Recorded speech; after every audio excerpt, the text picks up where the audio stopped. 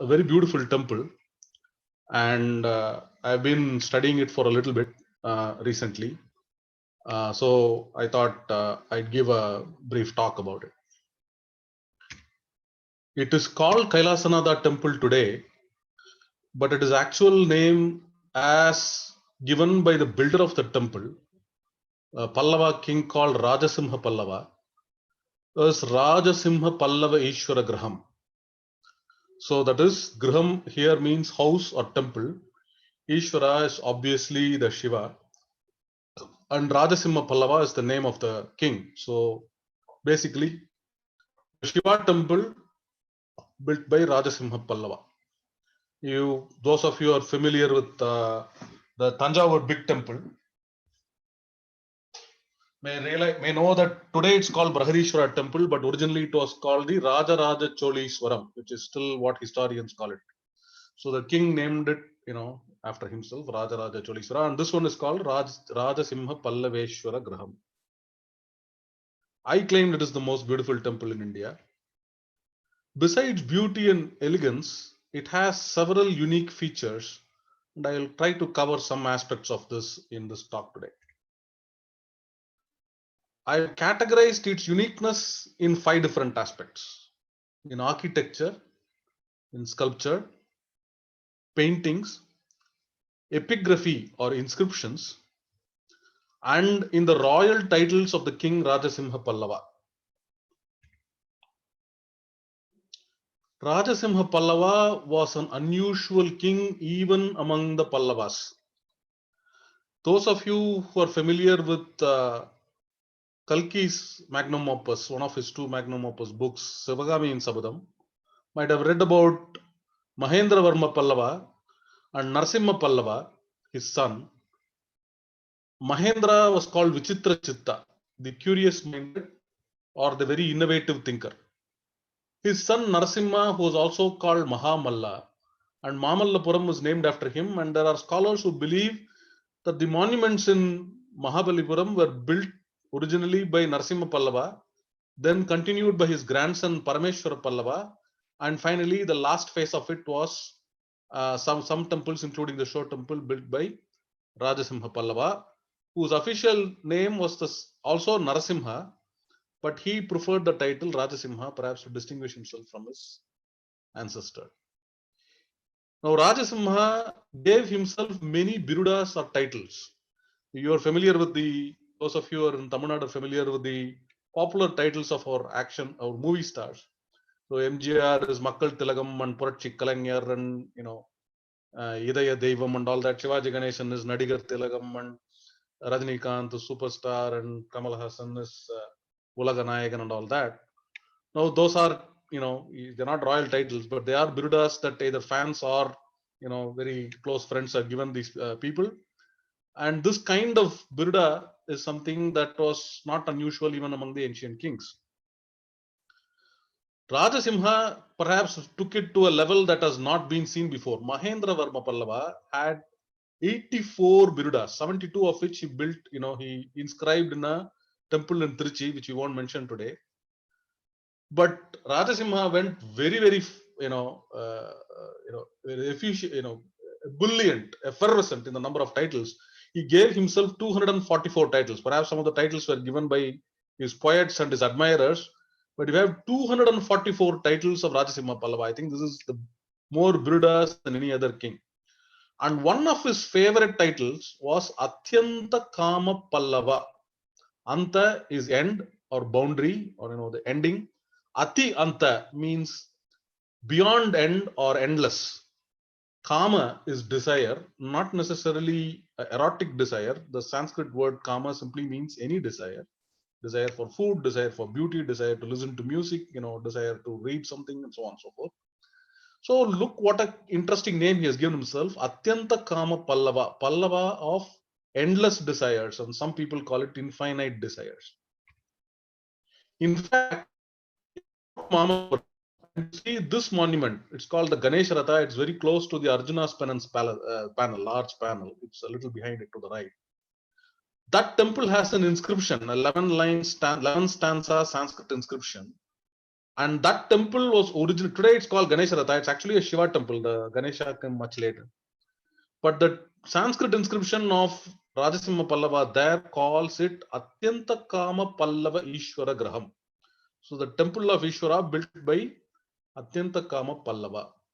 And this is a title that he really, really likes. And you see this temple, this particular name, it's seen in multiple places, including the Shore temple and the Kailasanatha temple of Kanchipuram. And that name gives you a clue as to the kind of mindset that this king had. Now I will go through some of the birudas that Rajasimha used. And I'm not going to go through all of them, but I'll give you a sample of them just to get a flavor of his imagination. Besides Rajasimha, remember his actual name is Narasimha. Rajasimha itself is a biruda.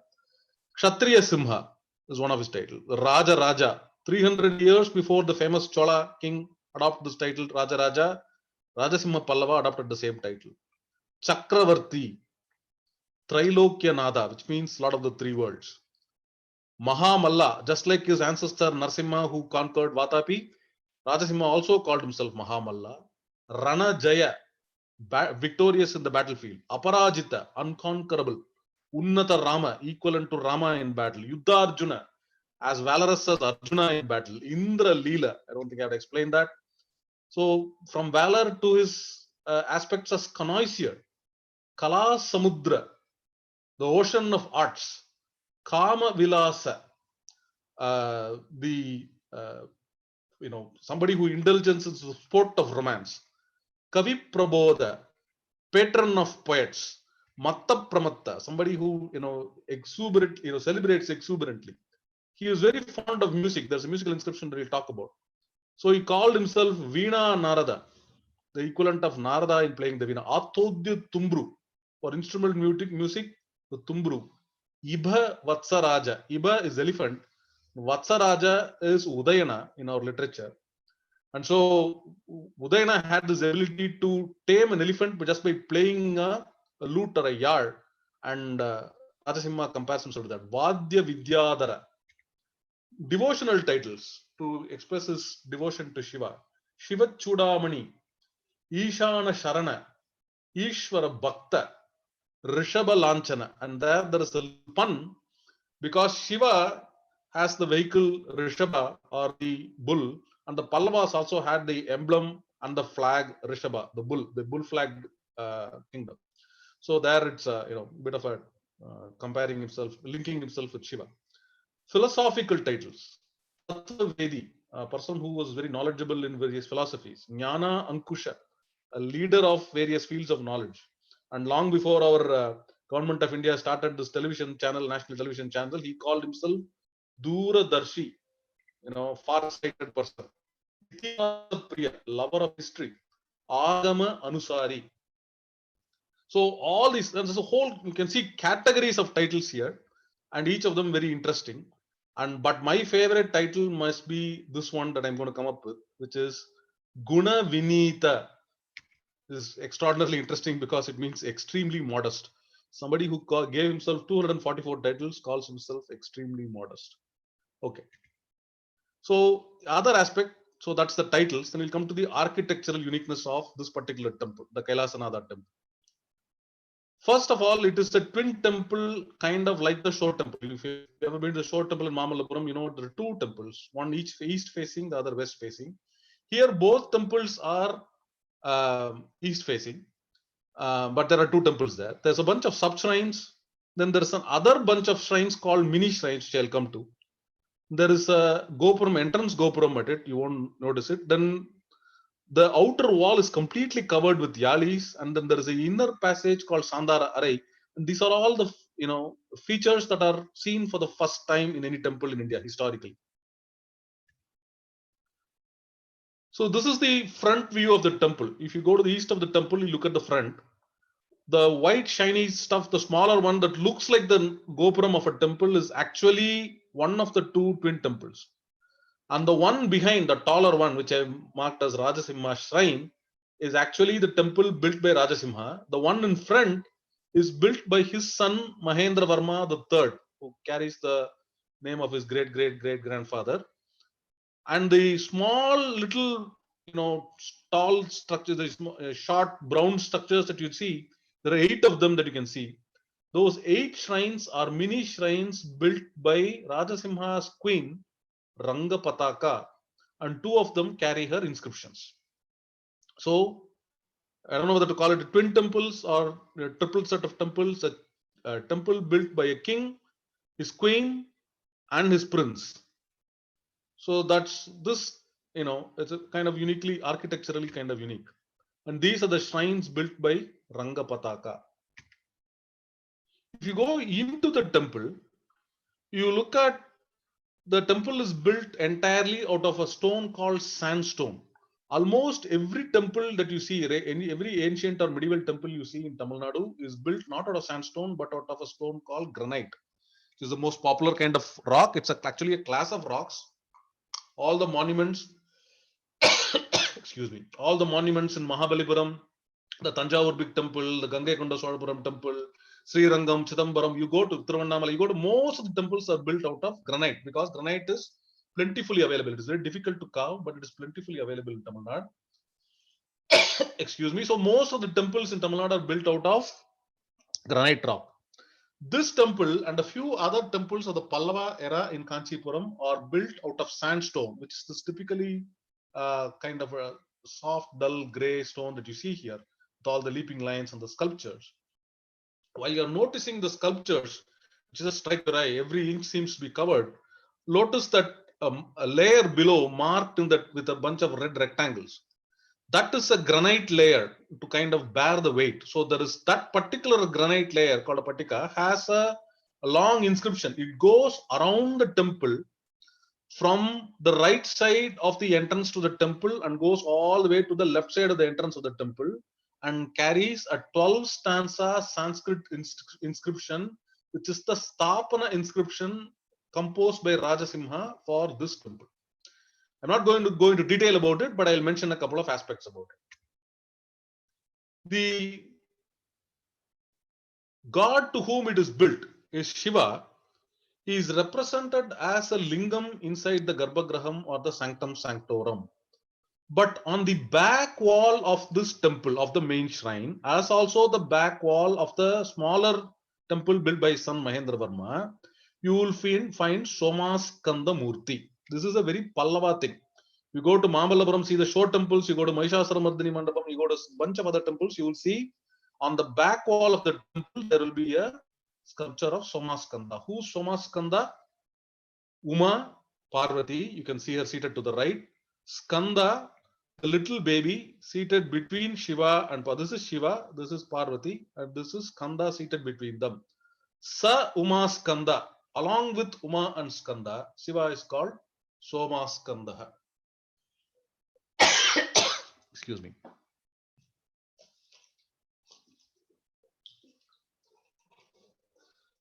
Behind Shiva, on either side, you can see Brahma and Vishnu, and sometimes even a Chamara bearer. It's beautifully described. Somaskanda Murti is beautifully described in a Tamil poem as Yelavar Kudal Iravikkum, Yempiran Tanakkum, Balan Agiya Kumaravel, Nadu Urum Panmai. Very beautiful phrase. And this captures it. This particular photo is not from the shrine, it's from one of the walls of the temple. But I just showed this because that to show you what the inside of the temple looks like. Okay. Pallavas and Somaskanda. Pallavas were very fond of Somaskanda. All the Shiva temples have Somaskanda in the back. But in this temple, there is one phrase in one particular place. Remember, Rajasimha's father was called Parameshwara, which is another name for Shiva. So there is a phrase here which says, Subramanya Kumaro Guha Iva Paramadishwarat. Just like Subramanya, Kumara, Guha, all names for Skanda, appeared from Shiva or Parameshwara, Rajasimha also was born to Parameshwara, and he uses that phrase in that particular context as a comparison of Rajasimha to his father's relationship to what's his name? His father's relationship as Subramania's relationship to Parameshwara. And then there is another beautiful phrase that is a metaphor for the temple. Harasya harahasa rupam atimanam atyadbhutam. Hara is Shiva. Hara also means something that takes away or steals or captures. Hasa rupam, smiling form. So harasya harahasa rupam, the smiling form of Shiva which steals your heart. Okay. Atimanam ati adbhutam. And this is metaphors, the three metaphors and metaphor and two phrases that he applies to the temple. The temple is like the smile of Shiva that will enchant you and steal your heart. And it is Atimanam. Why Atimanam? Most temples have what is called a Vimanam, which is the structure over the Sanctum Sanctorum. Manam is the Sanskrit word for measured. Vimanam is well measured. But for Atyanta Kama, Vimanam will not do. So he calls it Atimanam, ultimate in measurement. Okay. And Adbhutam itself means wonderful, which means unique, but not good enough for Atyanta Kama. He calls it Ati Adbhutam. And I'll give you a sample of the Harasya Harahasa Rupam. These are some of the sculptures that you will see of Shiva in various forms. Every single sculpture of Shiva will look different from every other single form of Shiva here. But all of them will have that mysterious, soft, gentle, enchanting smile. Harasya Harahasa Rupam. And this is your actual the base of the structure and the Vimanam, and you can see it is Atimanam Ati Arpudam. All these leaping rampant lions, very typical of Rajasimha's architecture, just giving you a sense of the majesty of the temple. It is a four-story temple. At that time, it was the tallest temple, and in another phrase, he calls it Abramliha, cloud licking or skyscraper, effectively the word for skyscraper, cloud licking. This is an old photo taken by another person called Vittal Rao about 20 years back, before the temple was covered in lime wash. So this is what it looked like, and perhaps this is what it looked like in Rajasimha's time, though it may have been fully colored painted and colored in Rajasimha's time. This is the plan of the temple. So I'm going to give you some more aspects of the unique architecture aspects. So this red square covers the main shrine Rajasimheshwaram, and this black square covers a Maha Mandapam or a Nritya Mandapam, 16-pillared Mandapam in front of it, and the small blue square covers the Mahendra Varmeshwara Graham, or the small Shiva shrine built by Rajasimha's son Mahendra. This is what the top view of the temple looks like. This is the actual Sanctum Sanctorum. This is the Maha Mandapam or the Nritya Mandapam, and this is the Mahendra Varmeshwara smaller shrine. The structure connecting the Sanctum Sanctorum and the Mandapam was built much later in the 14th century by Kumara Kampanna, Vijayanagar king, who came and conquered this thing political turmoil much later. But that's the only alteration that significantly does happen in this temple, besides more recent attempts at renovation. Okay. On all four sides of the temple, instead of simple walls, you have an array of mini shrines, small shrines, just like the Rangapataka shrines that you saw earlier. They are called Devakulika. Devakula is temple, Devakulika is mini temple. And you see two long corridors running north and south, and two shorter corridors running east and west, besides the 8 small shrines in front of the temple. And this is what they look like once you go inside the temple, a whole corridor of many shrines to the left and to the right. Now it has very interesting aspect that each of these mini temples is a complete temple in itself. It has all the 6 aspects of a temple: Adhishtanam, pillar, sculpture, Vimanam, etc. And I'll come to that a little later. So this is what it looks like frontal. When you look at the many shrines, they are all next to each other, and there is no other temple like this. It gives an absolutely beautiful look to it, very unique.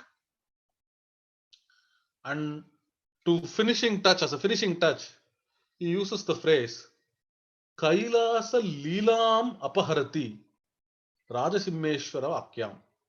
This temple called Rajasimmeshwaram is so beautiful that it steals the very beauty of Kailasa itself. So he says, since it is so beautiful that it has stolen the beauty of Kailasa, let Shiva, Vrishanka, come and reside here. So, enticing Shiva with beauty.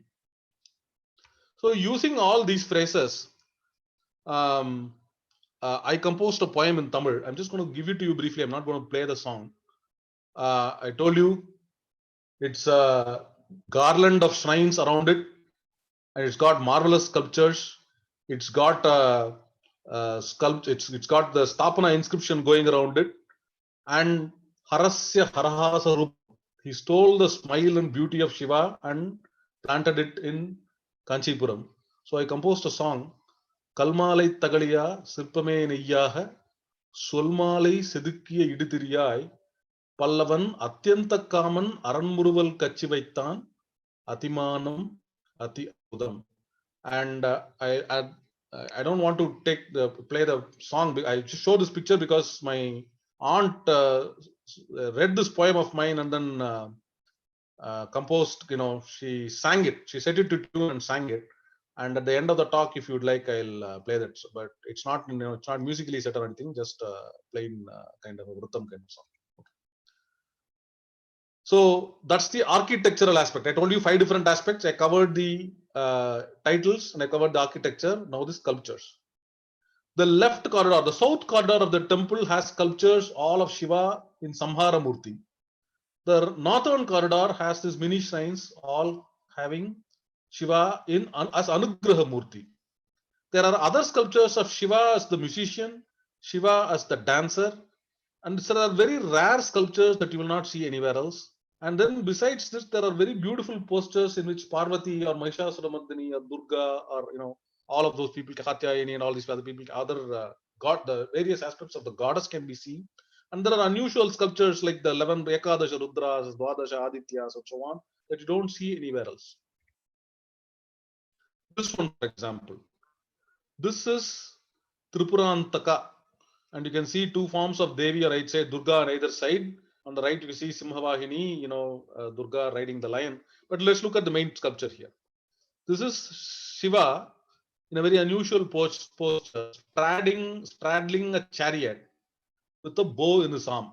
This is the Shiva Dhanasa that you are much more familiar with the episode of the Ramayana where Rama goes to Dasharatha's court and then asks to see the Shiva Dhanasa. It's associated. This is that Shiva Dhanasa.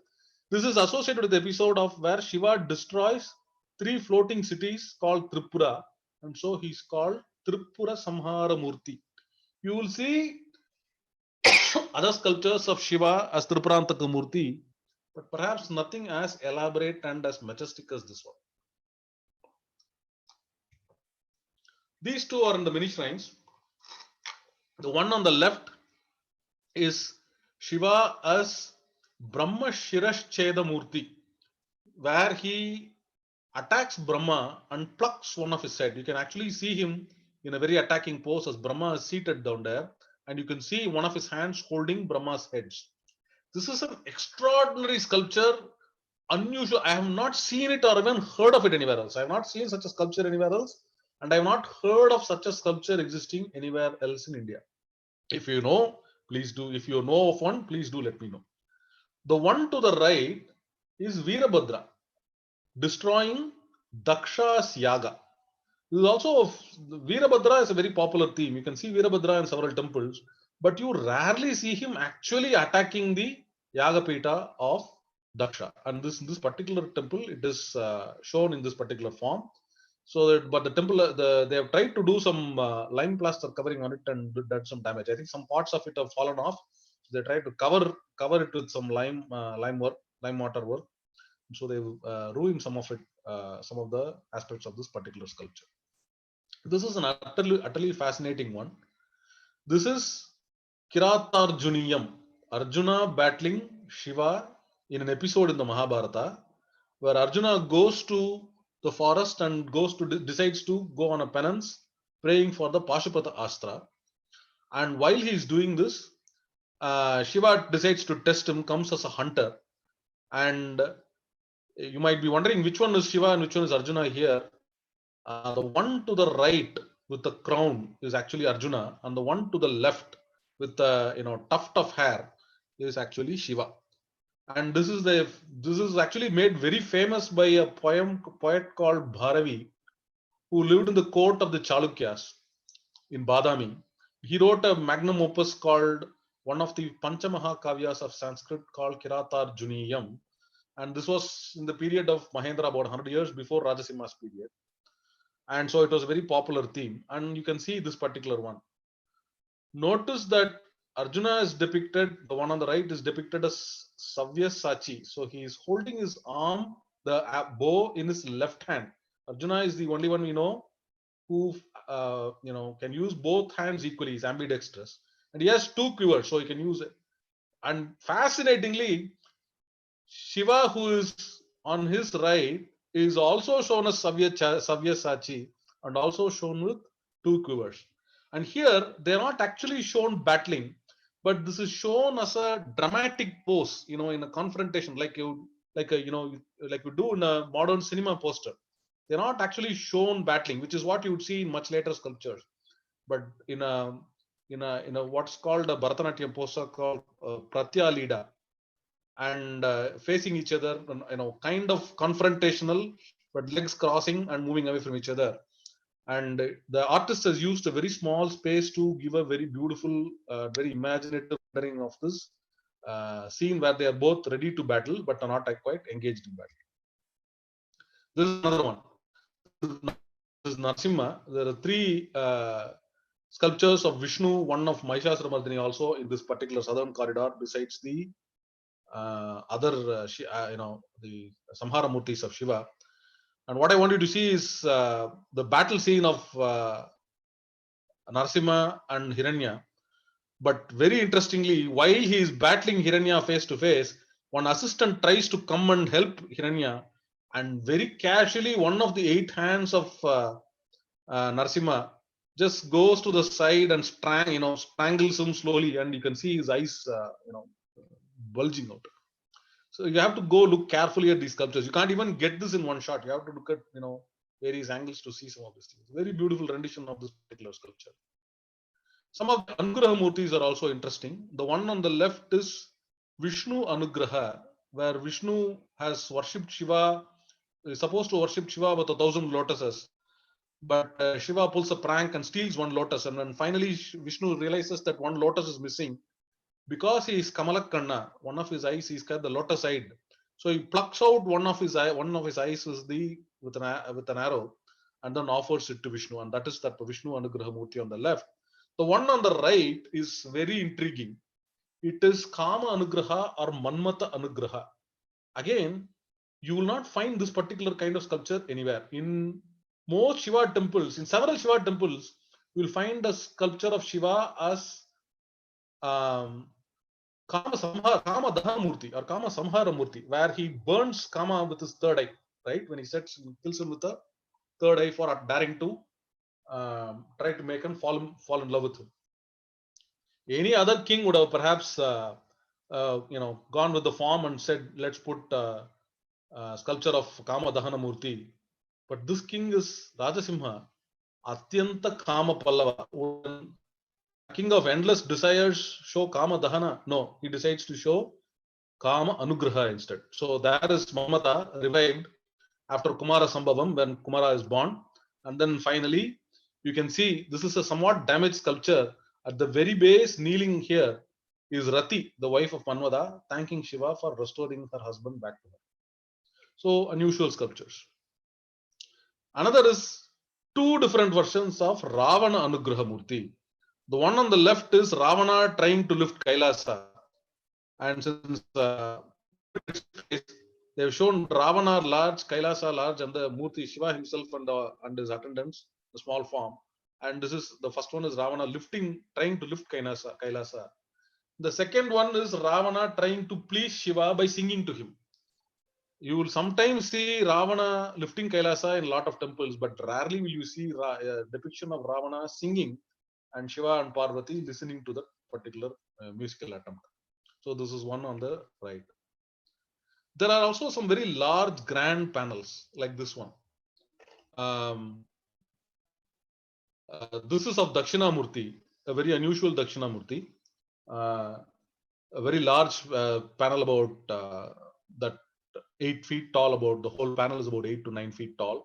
You can see that he is seated under a banyan tree. There are 2 deer under antelopes under his feet. The tree is full of all kinds of interesting things. There are ganas on these sides. There are rishis to the left and the right listening to him as he is preaching.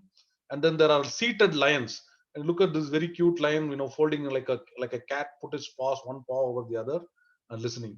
And this juxtaposition of lions and antelopes is to indicate an ashrama where the even mortal enemies coexist.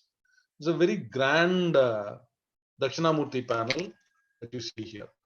Top of it, a very beautiful Torana and all that.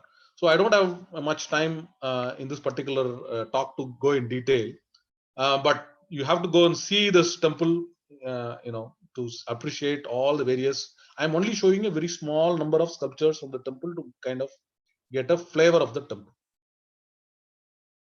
In Mahabalipuram, right next to the Tiger Cave, there is a small cave temple called Adinanath Chanda temple, and there Rajasimha's inscription, one more of Rajasimha's inscriptions is there. And in this particular, there is one stanza, the 6th stanza of that poem.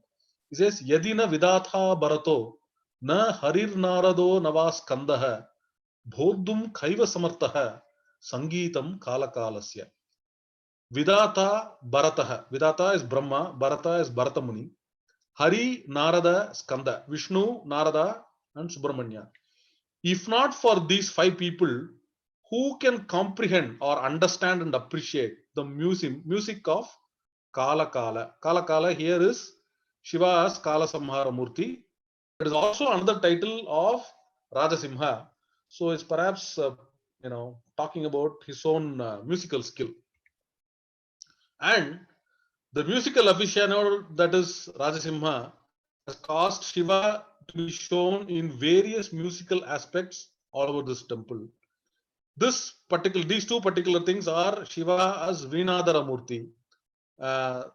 We are mostly familiar with this large Veena as we see, in concerts today, S. Balachandra or whom not. But this was the Veena as it existed for 1,000 years. The modern Veena that you see is from the Nayak era, Raghunatha Nayaka era. And this particular Veena that you can see is the one that Shiva has played, and this is what you see in Pallava monuments. And so this is Shiva as Veenadhara Murti. He also shows Shiva in various forms as a master of dance. This particular sculpture is from Mamallapuram, Dharmaraja Ratham. And this sculpture shows Shiva teaching the art of dancing to the Rishi Tandu. And because he teaches dance to Tandu, that dance is called Tandava. You can see Shiva also doing this particular dance on the Olakaneshwara temple near that lighthouse in Mamallapuram. Or if you go to Chidambaram, a temple in Chidambaram, you can see the Gopurams, the 4 Raja Gopurams have these 108 Karanas are mentioned in Bharata's Natya Shastra on the walls of the temple. So Shiva as the teacher of dance, right? Nataraja. And this is the largest shot of the temple in Chidambaram. In this temple, now we are back to Kailasanatha, you can see Shiva in various dance forms that you will not see anywhere else. To the left is Shiva as Chatura Tandava. To the right is Shiva in his Urdhva Tandava pose, where his right leg is lifted way up and his left leg there, and even Nandi and the Gana are now dancing next to him.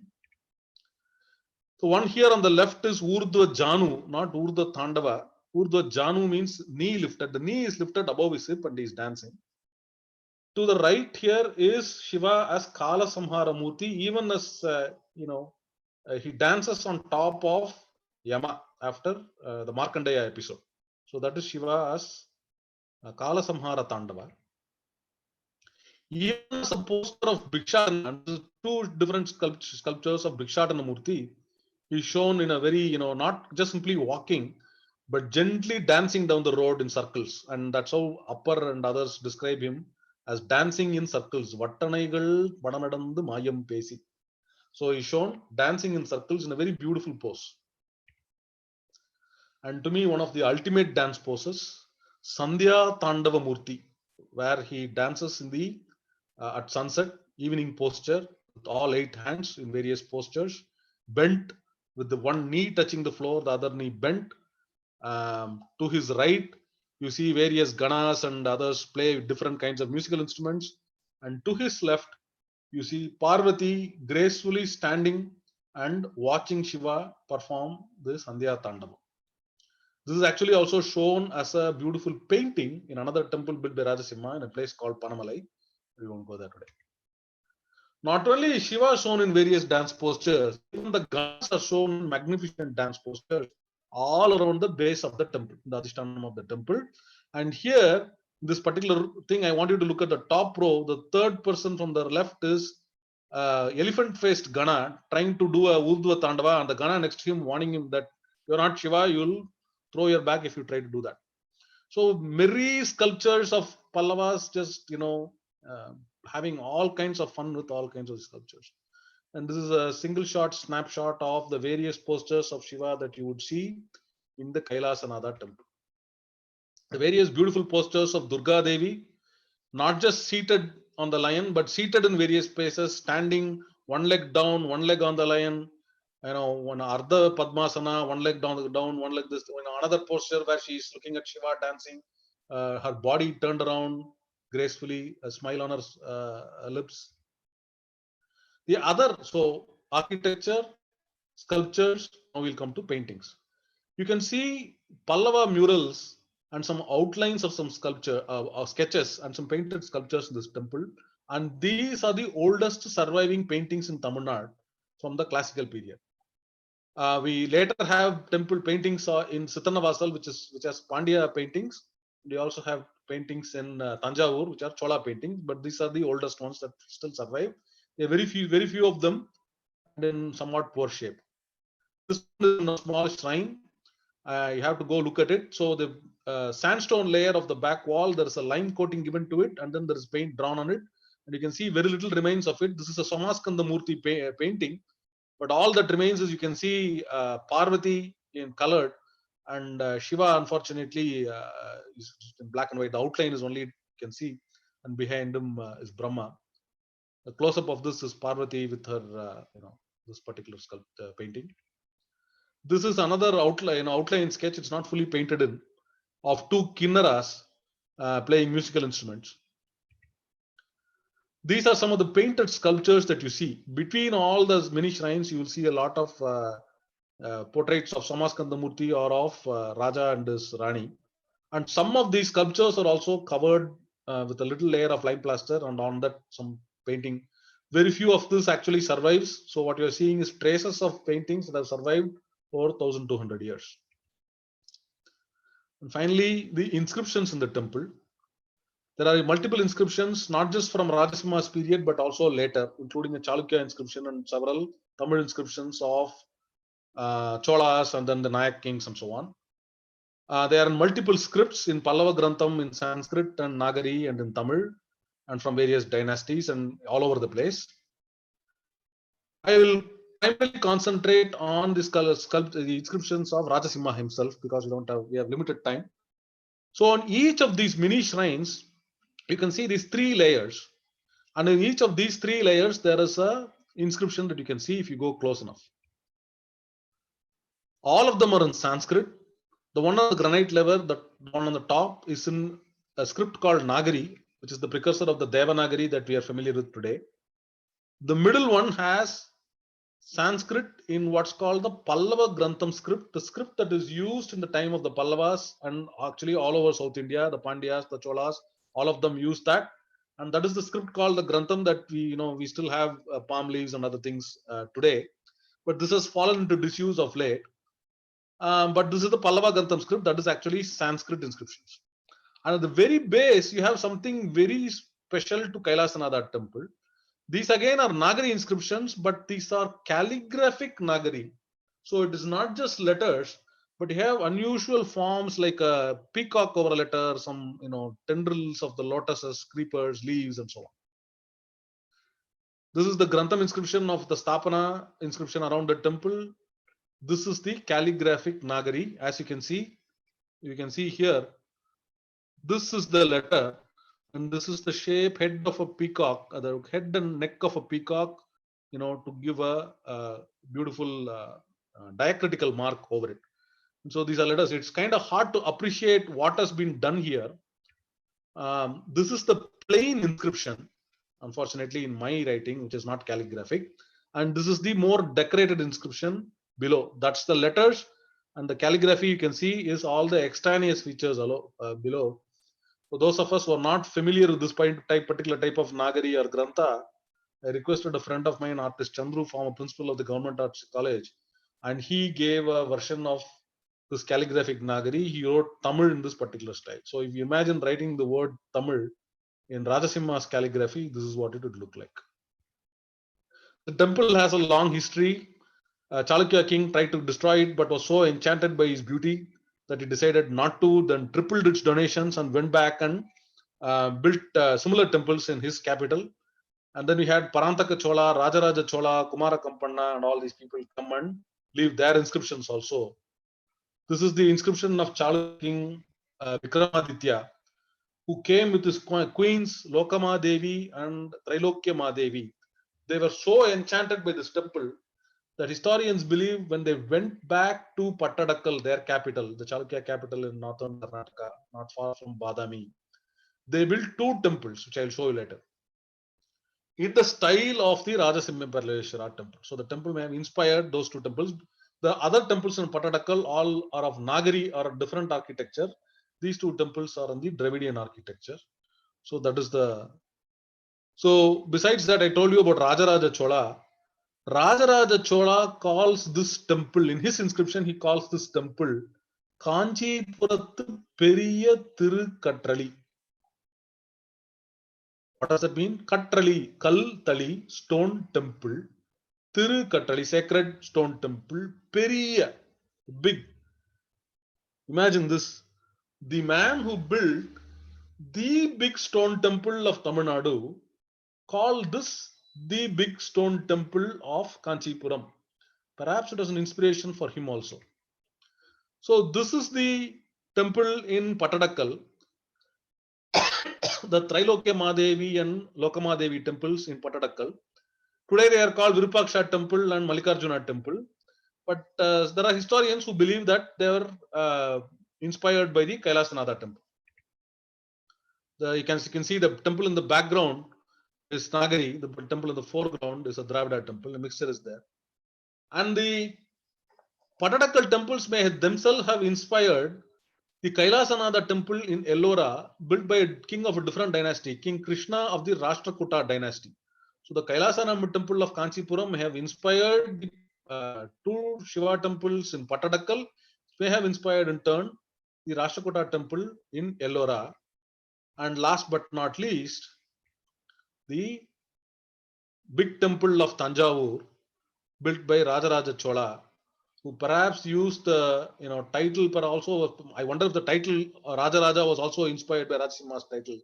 But Periya Thirukatrali, this is what we think of it as the Periya Thirukatrali. But he himself called it Kailasanatha as the Kanchipurathu Periya Thirukatrali. So that may have been his inspiration. So thank you for this. Thank you for the opportunity. I hope you have enjoyed the lecture. And if you have any questions at this point, I'll be happy to answer them.